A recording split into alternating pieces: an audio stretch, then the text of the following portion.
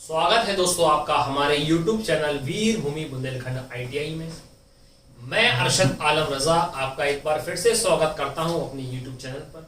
और वीडियो को शुरुआत करने से पहले मैं आपसे यही कहना चाहूंगा कि अगर आप हमारे चैनल पर नए हैं तो फटाफट हमारे चैनल को सब्सक्राइब कीजिए और बेल आइकन को ऑन कीजिए ताकि पल पल की नोटिफिकेशन आपके मोबाइल में पहुंचती रहे। तो दोस्तों आज जो हम क्लास कवर करेंगे वो हम क्लास कवर करेंगे वर्कशॉप कैलकुलेशन की। जैसा कि आपको मालूम है आपके एग्जाम चल रहे हैं, कंटिन्यू आपके एग्जाम हो रहे हैं, फेस वाइज चल रहे हैं। कुछ लोगों के काफी लोगों का पेपर हो गया, काफी लोगों का नहीं हुआ है। जैसे कि अभी मथुरा वालों का पेपर शुरुआत नहीं हुई है, झांसी वालों के भी कंटिन्यू पेपर चल रहे हैं। ठीक, तो हमारे पास पेपर हमने देखा कि वर्कशॉप कैलकुलेशन में मैथ तो हमारी चल रही है ठीक ठाक, मैथ हमारे क्वेश्चन कोई आ रहे हैं, लेकिन साइंस के क्वेश्चन भी आना चालू हो गए। ठीक है, तो साइंस के क्वेश्चन हमने काफी टाइम से पढ़े नहीं वर्कशॉप कैलकुलेशन में। तो आज हम जो क्लास कवर करेंगे वो वर्कशॉप कैलकुलेशन में, जो मैंने आपको पहले ही बताया था कि वर्कशॉप कैलकुलेशन में आपका मैथ और साइंस दोनों पार्ट आता है 10th स्टैंडर्ड का, यानी हाई स्कूल तक की आपकी साइंस और हाई स्कूल तक की आपकी मैथ आती है। ठीक है, अब बात आती है कि हम एक क्लास में हम ट्रिग्नोमेट्री कवर कर रहे थे, लगभग हमें ट्रिग्नोमेट्री अच्छे खासे हमने सवाल कर लिए थे। ठीक है, अब जो हम क्लास कवर कर रहे हैं यानी पढ़ रहे हैं साइंस का चैप्टर पढ़ेंगे वर्कशॉप कैलकुलेशन का। तो ये जो वर्कशॉप कैलकुलेशन की क्लास है, तो आप जिस ट्रेड से हैं, फिटर से हैं या इलेक्ट्रिशियन से हैं या डीजल मैकेनिक से हैं, आप जिस ट्रेड से हैं तो उसके लिए वर्कशॉप कैलकुलेशन का पार्ट सेम रहता है। तो ये चैप्टर आपको पढ़ना है। चैप्टर का नाम है हमारा कार्य शक्ति तथा ऊर्जा। क्या नाम है? कार्य शक्ति तथा ऊर्जा। ठीक, तो इस चैप्टर को हम पढ़ेंगे वर्कशॉप कैलकुलेशन में। तो आइए शुरुआत करते हैं हम नए चैप्टर की। ठीक है, तो सबसे पहली बात है कि इस चैप्टर का नाम है कार्य शक्ति ऊर्जा। तो सबसे पहले हम जानते हैं कि कार्य किसे कहते हैं। कार्य यानी वर्क समझते हैं कि वर्क क्या होता है।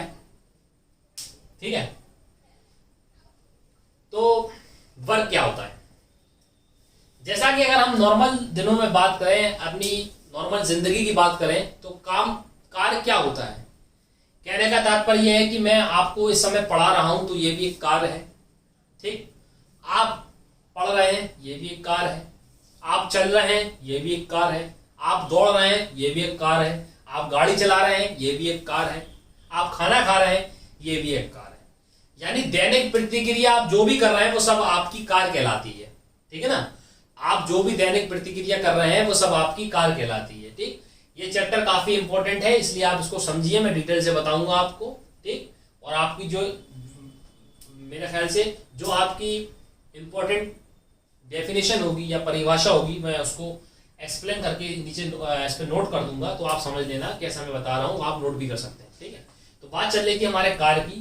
कार्य का मैं आपसे ये कह रहा था कि कार्य क्या होता है। दैनिक प्रतिक्रिया हम जो भी वर्क किसे कहते हैं, जैसे खाना पीना, सोना उठना, ठीक है, साइकिल चलाना, दौड़ लगाना, पढ़ना, तो जो भी हम दैनिक प्रतिक्रिया में हम जो चीज करते हैं तो हम वर्क कहलाती है। यानी मान के चलिए हम इस दीवार को धक्का दें तो ये भी एक कार्य है। ठीक, इस पेन को हम पकड़े हुए खड़े हैं या इस पेन को हमने इधर से लेके उधर रख दिया तो ये भी एक वर्क है। इस पेन को हमने वहां से लेके वहां रख दिया तो ये भी एक वर्क है। हम यहाँ से वहां गए, वहां से यहाँ आए, तो एक वर्क हो रहा है। ठीक है, तो नॉर्मल जिंदगी में हम उसको कार्य कहते हैं, लेकिन भौतिकी में या फिजिक्स की भाषा में हम इसको काम नहीं कहेंगे। ठीक है, हम तो साधारण भाषा में कह रहे हैं कि ये कार्य हमने कर दिया, कि मम्मी ने कहा भैया आटा ले आओ 10 किलो, तो दुकान से हम आटा ले आए तो ये काम हो गया। ठीक है, तो हम आटा तो ले आए, ये नॉर्मल जिंदगी का वर्क है। लेकिन साइंस इसको कार्य नहीं कहती, साइंस इसको कार्य नहीं मानती। साइंस ने कार्य की परिभाषा दी है, समझाया है कि कार्य क्या होता है। ठीक, तो कार्य होता क्या है? तो कार्य क्या होता है, जब किसी वस्तु पर बल लगाया जाए। क्या काम मैंने? जब किसी वस्तु पर बल लगा जाए और बल लगाने पर उसकी स्थिति में परिवर्तन हो जाए, स्थिति या दिशा में परिवर्तन हो जाए, तो उसको हम क्या बोलते हैं?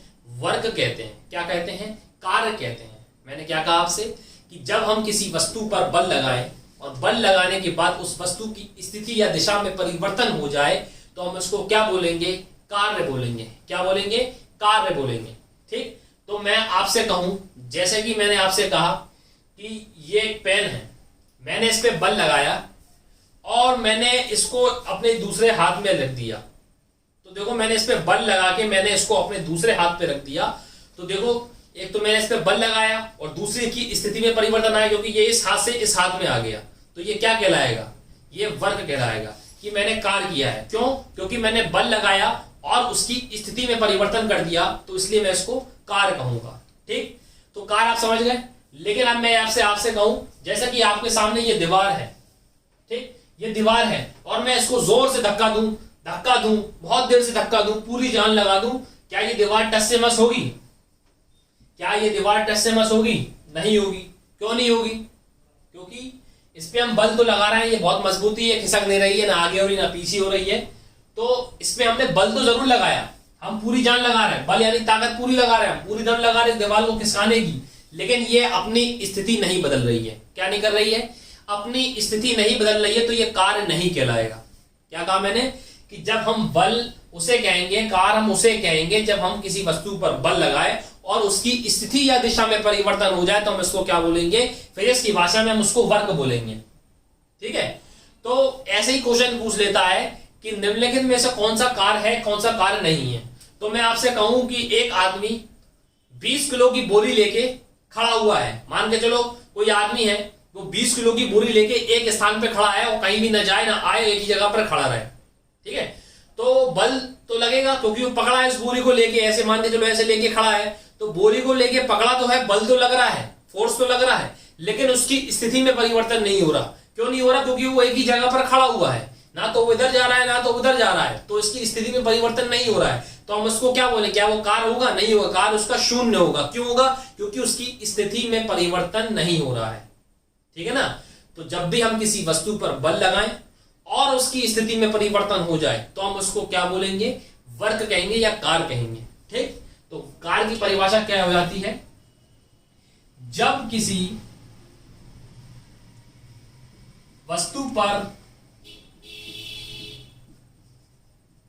बल लगाने से, जब किसी वस्तु पर बल लगाने से उसकी स्थिति में या दिशा में परिवर्तन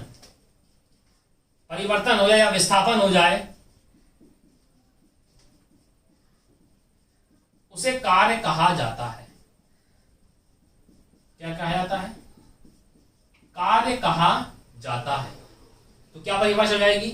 जब किसी वस्तु पर बल लगाए और उसके बल लगाने से उसकी स्थिति या दिशा में परिवर्तन हो जाए, तो हम उसको क्या बोलेंगे? कार्य कहेंगे। क्या कहेंगे? कार्य कहेंगे। तो आपको समझ में आया? तो मैंने ये समझाया है कि जब भी हम किसी वस्तु पर बल लगाएं, बल लगाने के बाद उसमें कोई परिवर्तन हो, यानी उसकी स्थिति में परिवर्तन हो, तो वो चीज आपकी क्या कहलाएगी? कार्य कहलाएगी। अगर उसकी स्थिति में परिवर्तन नहीं हो रहा है तो कार्य नहीं कहलाएगी। ठीक है ना? तो ये हो गया। ठीक, कार्य का मात्रक क्या होता है? सबसे बड़ी बात, कार्य का मात्रक, कार्य का मात्रक जो होता है वो जूल होता है। क्या होता है? जूल होता है। ध्यान रखिए, कार्य का मात्रक जो होता है वो जूल होता है। क्या होता है? कार्य का मात्रक जो होता है वो क्या होता है? वो जूल होता है। ठीक है, कार्य का मात्रक क्या होता है? जूल होता है। ठीक, अब बात आती है, तो इसका जो फॉर्मूला होगा, वर्क बराबर W बराबर F इंटू एस। क्या होगा? W बराबर F इंटू एस। क्या होगा? W बराबर F इंटू एस। यहां F जो प्रदर्शित करता है वो प्रदर्शित करता है बल को, W जो प्रदर्शित करता है वो प्रदर्शित करता है वर्क यानी कार्य को, और S जो प्रदर्शित करता है वो प्रदर्शित करता है विस्थापन को। किसको प्रदर्शित करता है? विस्थापन को। ठीक, क्या हुआ कि W बराबर F इंटू एस, यानी बल लगा और स्थिति की परिवर्तन हो, उसकी स्थिति में परिवर्तन हो तो क्या कहलाएगा? कार्य कहलाएगा। तो उसका परिभाषा होगी ये, तो W बराबर F इंटू एस। क्या हो जाएगा? W बराबर F इंटू एस। ठीक, तो F इंटू एस ये क्या हो जाएगा आपका? ये आपका फॉर्मूला हो जाएगा। किसका हो जाएगा? कार्य का फॉर्मूला हो जाएगा। तो कार्य का फॉर्मूला भी आता है, कभी कभार आपसे नॉर्मल पूछ लेगा कि निम्नलिखित में से कार्य का क्या, कौन सा समीकरण सही है।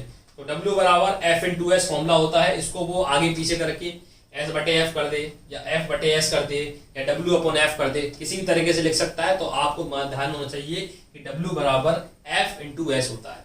ठीक, तो मैंने आपको क्या बताया, आइए हम फिर से समझ, ठीक है। तो इतना हमने समझ लिया। हमने क्या बताया आपको, ये बताया कि जब भी किसी वस्तु पर हम बल लगाएंगे और उसकी स्थिति में परिवर्तन हो जाएगा तो वो क्या कहलाएगा, कार कहलाएगा। कार का मात्रक जो होता है वो जूल होता है। कभी कभार क्या होता है, तो आप ध्यान रखना, ये जूल जो होता है वो आपका एमकेएस पद्धति में होता है। कौन सी पद्धति में होता है, सॉरी एसआई पद्धति में मात्रक जो होता है वो जूल होता है। कौन सी पद्धति में, एसआई पद्धति में, ठीक। लेकिन एमकेएस पद्धति में जो कार का मात्रक होता है वो आपका होता है अर्ग। अर्ग क्या होता है, अर्ग।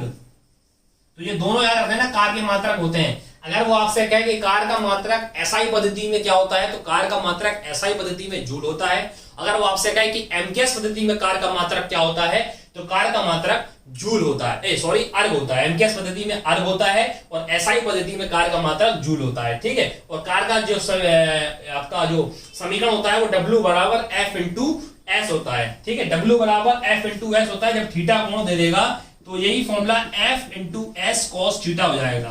क्या हो जाएगा, F into S cos theta हो जाएगा। जब थीटा की बात करेगा तो क्या हो जाएगा, W बराबर F into S cos theta, यानी ट्रिग्नोमेट्रिक में कॉस थीटा लग जाएगा, ठीक। ये आपको सिर्फ समीकरण याद रखना है, इतना डिटेल नहीं पढ़ना है कि डेरिवेशन नहीं करना है कि कॉस थीटा कहां से आया, ठीक। आपसे वो डायरेक्ट पूछेगा कि कार का मात्रक क्या होता है, ठीक। एमकेएस पद्धति में क्या होता है, सीजीएस पद्धति में क्या होता है, कार का ये फॉर्मूला क्या होता है, W बराबर F इंटू एस, थीटा कोण दिया तो कौन सा होता है, W बराबर F into S cos theta होता है, ठीक। तो कार से वो आपसे यही पूछेगा। कभी कभी क्या कहता है, वो आपको घुमाने के लिए ऐसा कर देगा, मान के चलो 4 ऑप्शन दे देगा। वो कहेगा निम्नलिखित में से कौन सा कार नहीं है, ठीक है। आपसे कह देगा एक आदमी कुएं से क्या कहते साइकिल से यात्रा कर रहा है, ठीक। एक आदमी दौड़ लगा रहा है, ठीक। और एक कह देगा कि एक आदमी 10 किलो की बोरी लिए खड़ा है, ठीक। या इनमें से कोई नहीं।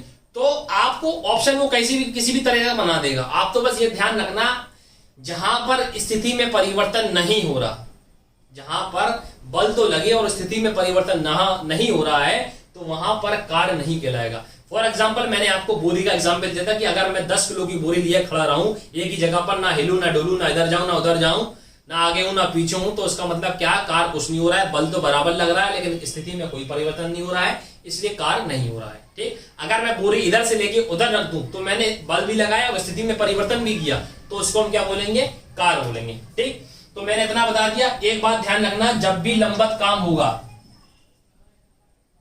जब कोई भी लंबत काम होगा, लंबत यानी 90 डिग्री पर होगा, जैसे आपसे पूछ लेता है, जब भी क्या कहते हैं प्लेटफॉर्म पे जो कुली होता है वो सामान लेके चलता है, तो उसका कार क्या कहलाता है, उसका कार जो कहलाता है वो शून्य कहलाता है, क्योंकि वो अपने सर पे जो सामान रख लेता है तो वो लंबत काम करता है। लंबत काम करता है 90 डिग्री पर कार करता है, तो जब भी कोई काम लंबत होगा यानी 90 होगा तो कार शून्य होगा। क्यों होगा, क्योंकि W बराबर F इंटू कॉस थीटा होगा, F into S cos theta होगा। लेकिन कॉस थीटा यानी थीटा की वैल्यू कितनी होगी, 90, और आपको मालूम है सही कॉस 90 की वैल्यू कितनी होती है, 0। तो W बराबर क्या हो जाएगा, 0। तो जब भी कोई चीज लंबत कार कर रहा होगा, लंबत स्थिति में होगा, तो कार क्या होगा, शून्य होगा।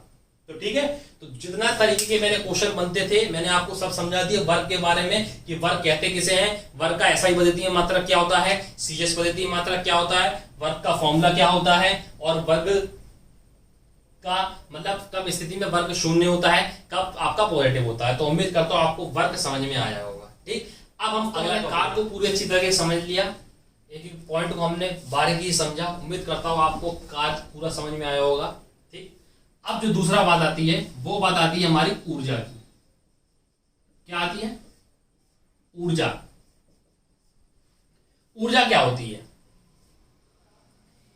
किसी भी कार्य करने की जो क्षमता होती है वो हम उसको क्या बोलते हैं, ऊर्जा बोलते हैं। क्या बोलते हैं, किसी भी कार्य करने की क्षमता या किसी भी कार्य करने की जो हमारी क्षमता होती है हम उसको क्या बोलते हैं, ऊर्जा बोलते हैं। ध्यान रखना यार, इसकी सिर्फ यही भाषा परिभाषा होती है, किसी भी कार्य करने की, किसी भी कार्य को करने की क्षमता,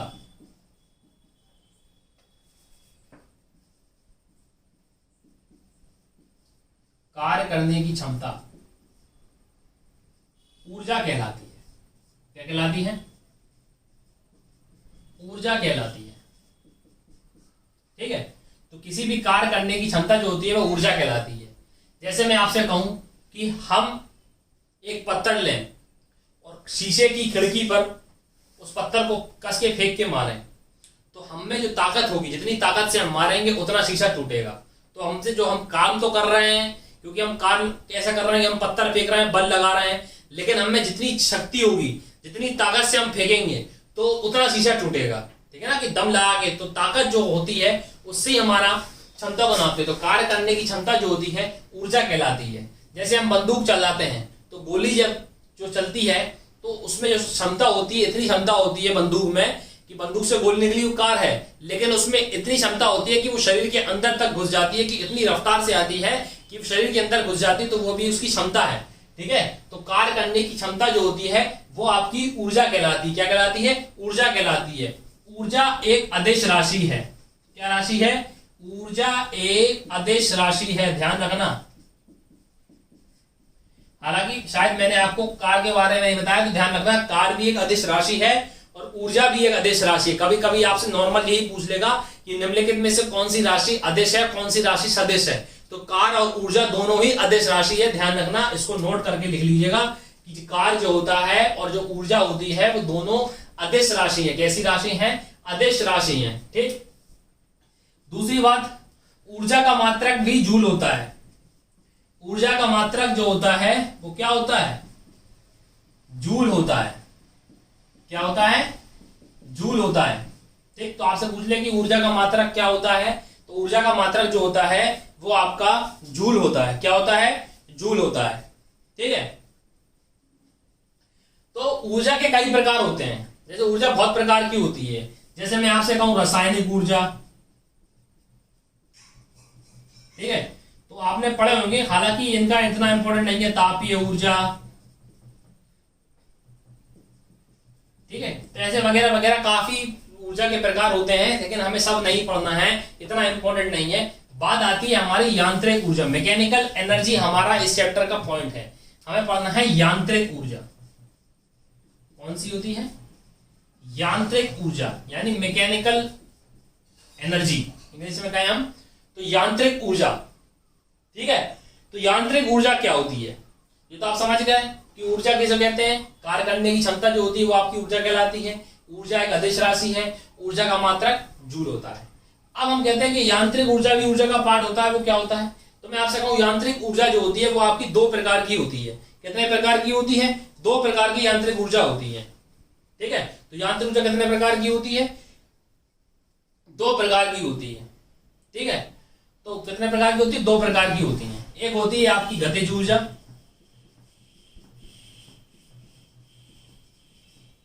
ठीक, एक होती है आपकी गतिज ऊर्जा और एक आपकी होती है स्थितिज ऊर्जा। एक होती है आपकी स्थितिज ऊर्जा। ठीक है, तो आपसे पूछ ले कि यांत्रिक ऊर्जा कितने प्रकार की होती है। यांत्रिक ऊर्जा जो होती है वो आपकी दो प्रकार की होती है, गतिज ऊर्जा और स्थितिज ऊर्जा। ठीक है, तो ये दोनों ऊर्जा काफी इंपॉर्टेंट है, तो इनके बारे में पढ़ना जरूरी है। तो हम पढ़ते हैं कि यांत्रिक ऊर्जा और गतिज ऊर्जा, स्थितिज ऊर्जा होती क्या है, किसको हम गतिज ऊर्जा कहते हैं, किसको स्थितिज ऊर्जा कहते हैं, किसका फॉर्मूला क्या होता है। अब हम यांत्रिक और गतिज ऊर्जा पढ़ते हैं क्या होती है। तो आइए देखते हैं गतिज ऊर्जा और स्थितिज। तो हम जो पढ़ रहे थे, हम पढ़ रहे थे यांत्रिक ऊर्जा। ठीक, मैंने आपको बताया यांत्रिक ऊर्जा जो होती है वो दो प्रकार की होती है। कितने प्रकार की होती है? दो प्रकार की। एक होती है आपकी स्थितिज ऊर्जा और दूसरी होती है आपकी गतिज ऊर्जा। ठीक है, देखो ये जो मैं आपको फैक्ट बता रहा हूं, पॉइंट बता रहा हूं, किसका मात्रक क्या होता है, किसको काय से नापते हैं और क्या इसका फॉर्मूला होता है। ऐसे ही एग्जाम में क्वेश्चन पूछना है डायरेक्ट। तो ठीक है, तो इस वीडियो को आप ध्यान से समझिएगा और जो मैं बता रहा हूं वो आप नोट कर लीजिएगा, क्योंकि क्वेश्चन जो आ रहे हैं वो मैंने जो आपका एनालिसिस करा एग्जाम का, तो उसमें डिट्टो यही ऐसे क्वेश्चन आ रहे हैं। कोई दिक्कत नहीं हो रही, बच्चा आराम से अगर हल्का बहुत थोड़ा बहुत पढ़ के जाए तो आराम से पेपर कर सकता है। ठीक है, कि एमकेएस पद्धति में इसका मात्रक क्या होता है, काइनेटिक एनर्जी का फॉर्मूला क्या होता है। ठीक है, तो ये सब क्वेश्चन आ रहे हैं, तो आप ध्यान रखना। यांत्रिक ऊर्जा मैंने आपको बता दिया दो प्रकार की होती है। ठीक है, तो यांत्रिक ऊर्जा जो होती है, अगर उसका formula they they by chance, तो यांत्रिक ऊर्जा जो होती है वो गतिज ऊर्जा प्लस स्थितिज ऊर्जा के बराबर होती है। किसके बराबर होती है? गतिज ऊर्जा प्लस स्थितिज ऊर्जा, यानी इन दोनों का योगफल जो होता है वो आपके यांत्रिक ऊर्जा के बराबर होता है। किस किसका? गतिज ऊर्जा और स्थितिज ऊर्जा का योगफल जो होता है वो आपका किसके बराबर होता है? वो होता है आपका यांत्रिक ऊर्जा के बराबर होता है। किसके बराबर होता है? यांत्रिक ऊर्जा के बराबर होता है। किसका सम, किसका योगफल? गतिज ऊर्जा प्लस स्थितिज ऊर्जा का सम जो होता है वो आपका इनकी यांत्रिक ऊर्जा के बराबर होता है। अब हम जानते हैं कि गतिज ऊर्जा क्या होती है। गतिज ऊर्जा क्या होती है? गतिज ऊर्जा की बात करें तो किसी गतिशील वस्तु के कारण कार्य करने की क्षमता, किसी गतिशील वस्तु के कारण इसकी स्थिति में परिवर्तन हो जाए तो क्या कहलाता है?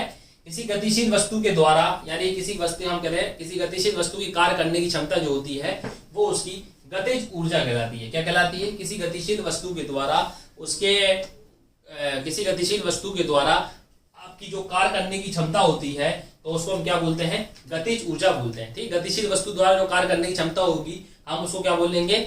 हम उसको बोलेंगे गतिज ऊर्जा। लेकिन गतिज ऊर्जा में आपकी परिभाषा इंपॉर्टेंट नहीं, इतना इसका फॉर्मूला इंपॉर्टेंट है। गतिज ऊर्जा का फॉर्मूला होता है के काइनेटिक एनर्जी बराबर हाफ mv²। क्या होता है? के बराबर हाफ mv²। तो ये आपसे डायरेक्ट आपसे फॉर्मूला पूछ रहा है कि गतिज ऊर्जा का फॉर्मूला क्या होता है। तो काइनेटिक एनर्जी बोलते हैं इंग्लिश में, इसको क्या बोलते हैं? काइनेटिक एनर्जी इंग्लिश में बोलते हैं। तो काइनेटिक एनर्जी बराबर हाफ mv², हाफ mv²। ठीक है, हाफ mv² काइनेटिक एनर्जी। यहाँ पे काइनेटिक एनर्जी जो हो रही है वो प्रदर्शित करती है आपको गतिज ऊर्जा को, यानी जो के है वो आपको प्रदर्शित कर रहा है गतिज ऊर्जा को, m जो आपका प्रदर्शित कर रहा है द्रव्यमान को, v आपका प्रदर्शित कर रहा है वेग को। क्या कर रहा है? v आपका जो प्रदर्शित कर रहा है वो आपका क्या कह रहा है? वो आपका प्रदर्शित कर रहा है वेग को। तो काइनेटिक एनर्जी मैंने आपको बता दिया, गतिज ऊर्जा का फॉर्मूला क्या होता है? काइनेटिक एनर्जी बराबर हाफ mv² फॉर्मूला होता है। तो आप इसकी जो परिभाषा नहीं, ये उसका फॉर्मूला है, इसके ऊपर नॉर्मल सा आपसे न्यूमेरिकल भी पूछ लेगा कि यदि किसी वस्तु का द्रव्यमान 5 है और वेग 10 है तो उसकी गतिज ऊर्जा क्या होगी। तो द्रव्यमान और वेग आपको मालूम होना चाहिए। इसका जो फॉर्मूला होता है वो होता है गतिज ऊर्जा बराबर हाफ mv²। ठीक, हाफ mv²। अगर आपको फॉर्मूला याद होगा इसमें पुट कर दोगे तो 2 सेकंड के अंदर आप इसका आंसर निकाल लोगे। अगर आपको फॉर्मूला याद नहीं होगा तो आप सॉल्व नहीं कर पाओगे। तो जो मैं आपको हाईलाइट कर रहा हूं इसी से क्वेश्चन बनते हैं, तो आप ध्यान रखना गतिज ऊर्जा जो होती है वो होती है हाफ mv²। क्या होती है? Half mv²। ठीक, क्लियर है इतना? अब हम देखते हैं स्थितिज ऊर्जा। दोस्तों अगला जो है वो हमारा है स्थितिज ऊर्जा। कौन सी ऊर्जा है भैया? स्थितिज ऊर्जा। स्थितिज ऊर्जा क्या होती है? किसी वस्तु की स्थिति के कारण जो ऊर्जा उत्पन्न होती है, ठीक है, किसी वस्तु में स्थिति के कारण जो उसमें ऊर्जा उत्पन्न होती है तो वो क्या कहलाती है? स्थितिज ऊर्जा कहलाती है। यानी किसी वस्तु की स्थिति के कारण जो उसमें ऊर्जा उत्पन्न होती है वो उसकी स्थितिज ऊर्जा कहलाती है। ठीक है, तो इस गति के कारण जो ऊर्जा उत्पन्न होगी वो गतिज ऊर्जा कहलाएगी और स्थिति के कारण जो उत्पन्न होगी वो स्थितिज ऊर्जा कहलाएगी। ठीक, स्थितिज ऊर्जा को हम इंग्लिश में बोलते हैं पोटेंशियल एनर्जी। क्या बोलते हैं? Potential energy. और गतिज ऊर्जा को हम बोलते हैं काइनेटिक एनर्जी। क्या बोलते हैं? Kinetic energy. जैसे मैंने गतिज ऊर्जा का आपको फॉर्मूला बताया के बराबर हाफ mv²। तो इसमें स्थिति की बात आ रही है तो पोटेंशियल एनर्जी जो होती है वो आपकी होती है mgh। क्या होती है? पोटेंशियल एनर्जी बराबर mgh। पोटेंशियल एनर्जी बराबर mgh। पोटेंशियल एनर्जी जहां जिसे हम कहते हैं वो होती है स्थितिज ऊर्जा। क्या होती है? स्थितिज ऊर्जा। और जो आपका m होता है वो आपका होता है द्रव्यमान। क्या होता है? द्रव्यमान। g जो आपका होता है गुरुत्वीय त्वरण, गुरुत्वीय त्वरण। और जो h जो होता है वो होती है ऊंचाई, h जो होती है ऊंचाई। तो मैंने आपको क्या बताया? जिस वस्तु की गति के कारण जो उत्पन्न होगी, गति के कारण जो ऊर्जा उत्पन्न होगी वो आपकी गतिज ऊर्जा कहलाएगी। जिस वस्तु की स्थिति के कारण जो वस्तु में स्थिति के कारण जो ऊर्जा उत्पन्न होगी वो आपकी स्थितिज ऊर्जा कहलाएगी। गतिज ऊर्जा का फॉर्मूला क्या होता है? के बराबर हाफ mv²। स्थितिज ऊर्जा का फॉर्मूला क्या होता है? पोटेंशियल एनर्जी बराबर mgh। ठीक है, तो ये किसके पार्ट है? ध्यान रखना, ये किसके पार्ट है? ये यांत्रिक ऊर्जा के पार्ट है। यांत्रिक ऊर्जा में अगर हम स्थितिज ऊर्जा और गतिज ऊर्जा दोनों को जोड़ते हुए किसके बराबर आती है? यांत्रिक ऊर्जा के बराबर आती है। तो पोटेंशियल एनर्जी बराबर mgh। तो ठीक है दोस्तों, आज जो हमने क्लास कवर की, आज हमने क्या जाना? आज हमने जाना कार किसे कहते हैं, कार की परिभाषा क्या होती है, कार का मात्रक क्या होता है, कार को हम किस प्रकार भौतिकी में किस प्रकार परिभाषा होती है। कार तो हम अपनी साधारण भाषा में कार बताया, लेकिन जो साइंस कह रही है, साइंस क्या कहती है कि किसी वस्तु का अगर हम बल लगाएं और बल लगाने के बाद उसकी स्थिति में परिवर्तन हो जाए तो हम उसको क्या बोलेंगे, कार्य कहेंगे। कार्य एक अदिश राशि है, कार्य का मात्रक जूल होता है, W बराबर F इंटू एस और W बराबर F into S cos theta ये होता है। यदि बल की दिशा लंबत हो यानी 90 डिग्री पर बल लग रहा हो तो कार्य हमेशा शून्य होगा। कैसा होगा, कार्य शून्य होगा।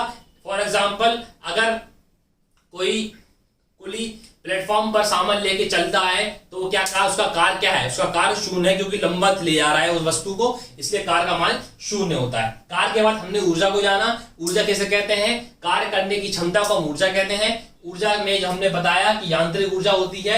यांत्रिक ऊर्जा कितने प्रकार की होती है, 2 प्रकार की होती है।